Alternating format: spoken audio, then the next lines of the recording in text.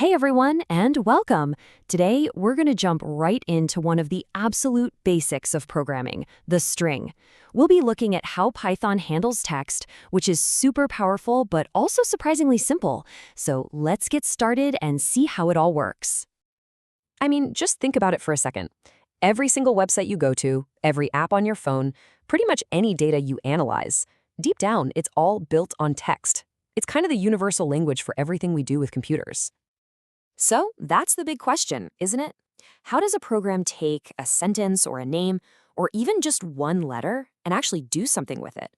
And Python's answer to this is, well, it's both really simple and super powerful, the string. All right, so let's get right down to it. What is a Python string, really? What's going on behind the scenes? So, at its core, a string is just a sequence, which is a fancy way of saying it's an ordered collection of characters. And one of the coolest things about Python is how flexible it is. You can use single quotes, double quotes, you can even use triple quotes if you have text that goes on for multiple lines. It doesn't matter to Python, it knows you're making a string. Okay, so since a string is a sequence, what that really means is that every single character inside of it has a specific spot, kind of like a house on a street. And we can visit any character we want as long as we know its street address, or what we call its index. Now, this is where Python's indexing gets really clever. Every character doesn't have one address, it actually has two. We can count from the left, starting with 0 for the first character, which is pretty standard. Or, and this is the cool part, we can count backwards from the right, starting with -1 for the very last character. Having these two ways to get at characters, it's incredibly handy, and you're about to see why.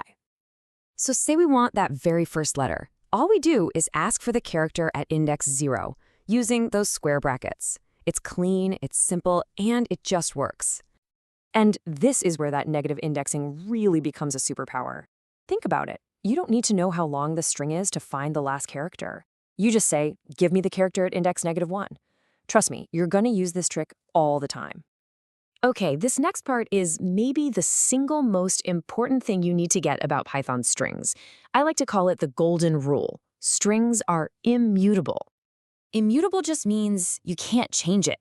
It's unchangeable. Once a string is created, that's it. You can't just go in and swap out a character. It's like writing something down in permanent ink. And this isn't a bug, it's a feature. It's a design choice that actually makes your code way more predictable and safe. So what happens if you try to break the rule? Let's say we try to change the E at index 1 to an A.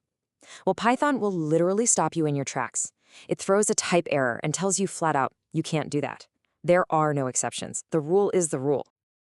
Okay, so if you can't change a string, you might be wondering, well, what can I do? The answer is you can create new strings based on old ones, and Python gives you this fantastic toolkit to do exactly that. Well, the most basic tools are probably operators you already know, just used in a new way. The plus sign glues strings together, we call that concatenation, and the asterisk just repeats a string however many times you want. And here's the key thing to remember. Both of these operations create a brand new string, leaving the original ones completely untouched. All right, now for what is honestly one of my favorite features in all of Python, slicing. This is how you grab just a piece of a string, a substring. It's like taking a highlighter to the exact part of the text that you care about. The syntax can look a little weird at first, but it's simple once you get it.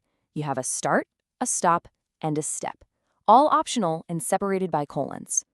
But one little gotcha you have to remember is that the start index is included, but the stop index is not. It slices up to, but not including that character. And the step lets you do all kinds of powerful stuff, like grabbing every other letter or even reversing the whole string. But wait, there's more. Beyond just operators, every single string in Python comes with this whole set of built-in tools called methods. You can think of it like a Swiss Army knife that's attached to every string, packed with special tools for all the common jobs. For instance, let's say you're asking a user for their name, but you don't care if they type it in all caps or all lowercase. Well, .upper and .lower are your best friends. They just give you back a brand new version of the string, all in one case, making it super easy to compare things. Okay, this next one, .split, is an absolute workhorse. You will use this one constantly.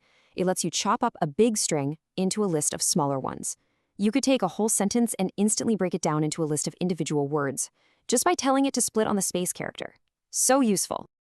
This one is pretty much exactly what it sounds like. It's your classic find and replace.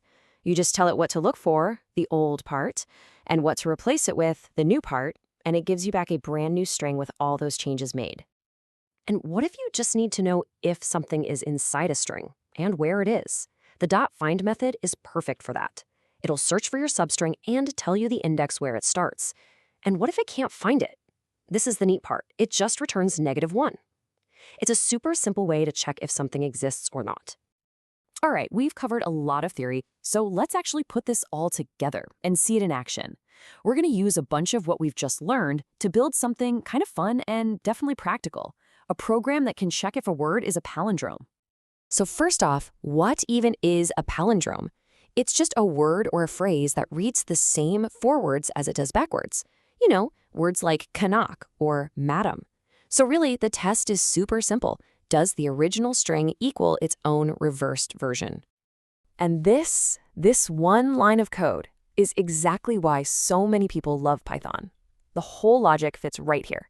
We take our string, and we just check if it's equal to a slice of itself. That little slice, that //1 slice, that's the super cool trick we talked about. It's the reverse the string shortcut. If they're the same, it's a palindrome. That's it. One line.